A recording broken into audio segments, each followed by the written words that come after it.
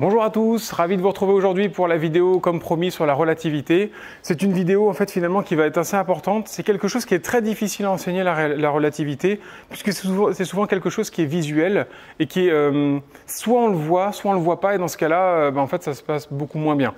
Contrairement aux mathématiques par exemple où quand il faut faire un calcul, on fait le calcul et puis terminé. Si vous ne comprenez pas, c'est généralement parce que votre capacité de calcul est assez limitée. Mais là, vraiment, il peut y avoir une difficulté à visualiser la chose. Donc, on va essayer de dégrossir un petit peu le sujet et puis voir un cas assez global finalement. Et alors, on n'est que sur des choses qui vont être plutôt vraiment rectilignes. On pourrait commencer à s'intéresser à des mouvements circulaires.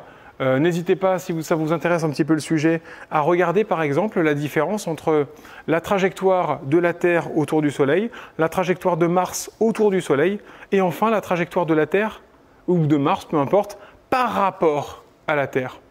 Et en fait, ce fameux par rapport, c'est ça la relativité. Je suis en train de vous expliquer que le mouvement d'un objet va dépendre de l'endroit depuis lequel je le regarde. Exemple, je prends ce stylo, par rapport à moi, si je le lâche, qu'est-ce que je vais voir? Une trajectoire parfaitement rectiligne. Par contre, par rapport au stylo, imaginez, je ne sais pas, un petit point que je ferai ici, et du coup, je lâche ce stylo. A-t-il l'impression, ce petit point, de voir le stylo tomber? Eh bien non. Un exemple particulier que je peux vous donner par rapport à ça, avez-vous l'impression actuellement que la Terre tourne? Non. Et pourtant, vous êtes actuellement en train de tourner à une vitesse très rapide d'ailleurs, très grande, excusez-moi, il ne faut jamais dire qu'une vitesse est rapide s'il vous plaît, à une vitesse très grande, je crois quelque chose comme entre 1600 et 2000 km/h. Vous êtes en train de tourner quasiment à 2000 km/h actuellement. En êtes-vous conscient? Non, car vous êtes sur l'objet qui tourne. Quand vous êtes sur l'objet en mouvement, vous ne vous rendez pas compte de son mouvement.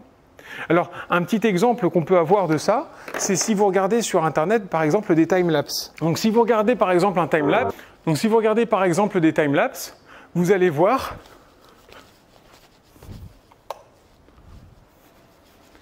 vous allez vous rendre compte au fur et à mesure, vous voyez, suivez cette étoile par exemple, et vous voyez qu'elle bouge, hein. Je n'ai pas bougé mon doigt, c'est l'étoile qui bouge. Vous voyez et en fait, toutes les étoiles, si je prends cette étoile-là et cette étoile-là, elles bougent aussi pareil. On a l'impression que tout tourne à vitesse constante, que l'univers entier tourne à vitesse constante. Et ce serait quand même globalement étonnant que le monde entier finalement se mette à tourner exactement tout à vitesse constante, que toutes les étoiles de l'univers tournent par rapport à nous à vitesse constante comme ceci.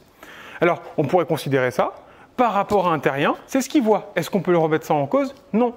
Par contre, en fait, par rapport à chaque étoile qui nous regarderait, en fait, qu'est-ce qu'elle verrait? Elle verrait plutôt la Terre en train de tourner.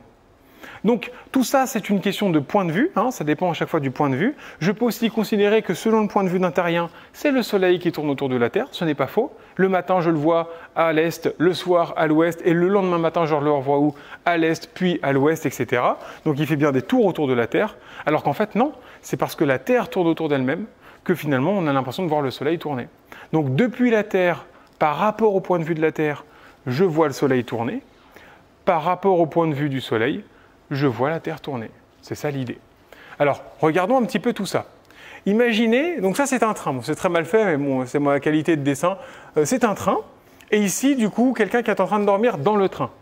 Si je m'intéresse au mouvement de B par rapport, je représenterai par un slash le par rapport au train. Si je représente B, je cherche B par rapport au train. Je suis le... Donc, par rapport à, imaginez-vous être cet objet-là. Je suis le train, je regarde B. Alors si je suis le train, je suis quoi? Je suis la carcasse du train, je suis les roues du train, je suis tous les objets qui sont fixes dans le train. Du coup, entre autres, le lit. Comment semble bouger la personne B du coup par rapport au train? Par rapport au train, elle ne bouge pas cette personne. Car elle est dans le train et elle n'est pas en mouvement dans ce train car elle est sur un lit qui lui appartient au train. Et comme c'est moi le train, il n'y a pas de mouvement. Là, si vous êtes assis sur votre chaise, êtes-vous en mouvement par rapport à la Terre? Non. Vous êtes sur la Terre qui, elle, est en mouvement par rapport au Soleil. Donc il faudra vraiment penser à rajouter ce par rapport. Par exemple ici, la personne D, par rapport au train, comment se déplace-t-elle? Alors, je m'imagine être le train, donc je suis le passager du train, je suis quelqu'un qui est ici, et je regarde D passer comme ceci. Qu'est-ce que je vois? Moi, Je suis censé filer comme ça, mais je ne me rends pas compte que je file comme ceci. Hein, quand vous êtes en voiture, vous ne vous rendez pas compte que vous avancez. Fermez les yeux, vous ne vous rendez pas compte que vous avancez. En ligne droite, hein, par contre. Dans un train, pareil, fermez les yeux, vous ne vous rendrez pas compte que vous avancez. Donc, qu'est-ce que je vois? Je vois que, rien, en fait, je vois que le monde autour de moi semble défiler comme ceci à 200 km/h. Par rapport à moi qui suis là, je regarde le train passer. Je le vois aller là-bas. Mais par rapport à moi qui suis le train, je vois le monde défiler. Pensez pour ça à Mario, par exemple, les anciens jeux Mario. Vous pouvez considérer que c'est Mario qui se déplace dans le monde, ou en fait le monde qui se déplace par rapport à Mario. C'est plutôt d'ailleurs ce point de vue-là qui existe.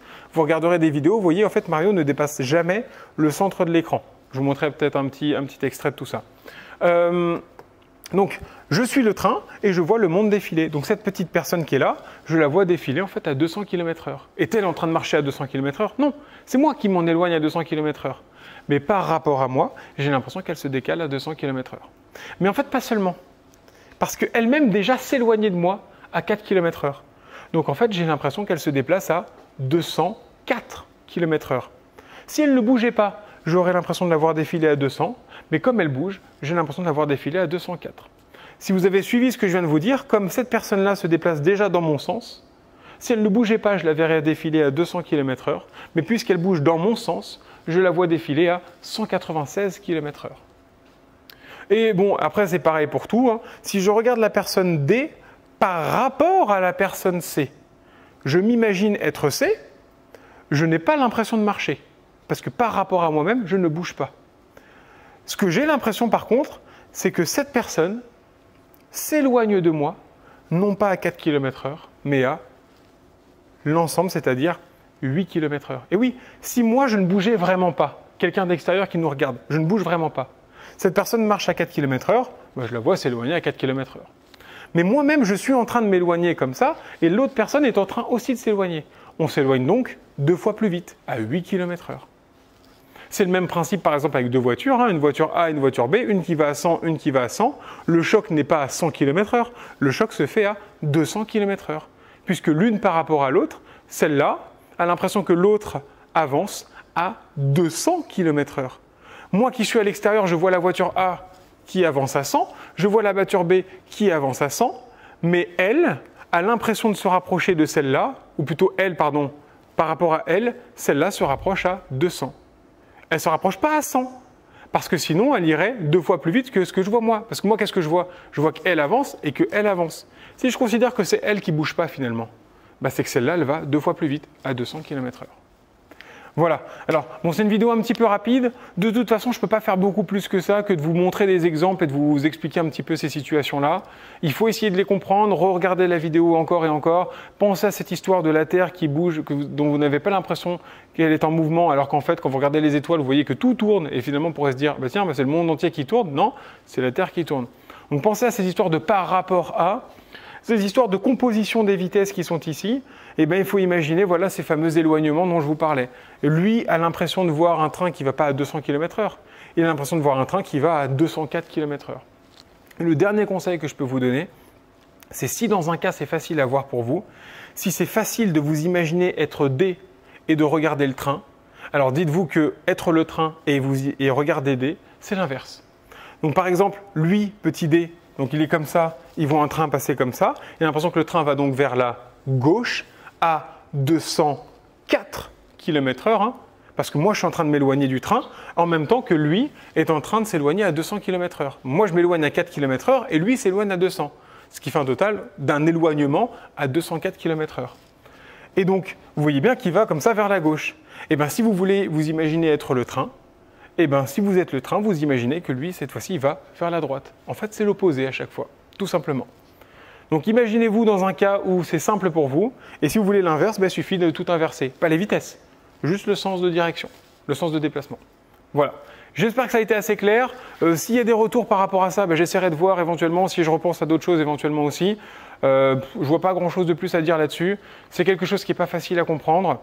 N'hésitez pas à regarder aussi l'expérience de Galilée qui est un bateau. Peut-être que je referai la vidéo aussi par rapport à ça. Posez-vous cette question-là et je vous laisse là-dessus. J'ai un bateau qui avance à vitesse constante comme ceci.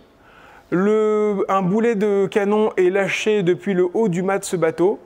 est-ce que, comme j'avance en même temps, si je lâche le boulet, potentiellement, il peut me tomber sur la tête? Oui ou non? À vous d'y réfléchir et éventuellement, je referai une vidéo par rapport à ça.